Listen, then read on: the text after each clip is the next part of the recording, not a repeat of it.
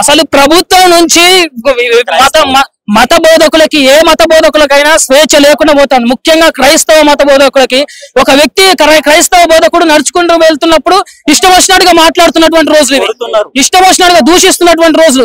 ఎందుకని ప్రభుత్వం ఏం చర్యలు తీసుకుంటా ఉంది? అసలు ఎందుకని ప్రభుత్వం నిర్లక్ష్యం వహిస్తా ఉంది? మరి ఇంతమంది ఏమనుస్తున్నారు? క్రైస్తవులు ఉన్నారు, హిందువులు ఉన్నారు, ముస్లింలు ఉన్నారు.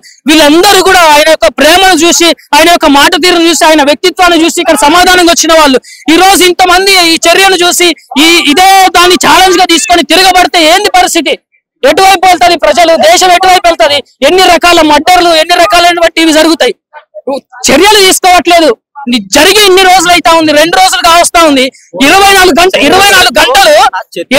గంటలు రాజమండ్రి హాస్పిటల్లో ఉంటే, 24 గంటలు రాజమండ్రి హాస్పిటల్లో ఇంత కల్లోలం జరుగుతా ఉంటే ఒక డిప్యూటీ సీఎం హోదాలో ఉన్నోడికి తెలియదా అండి?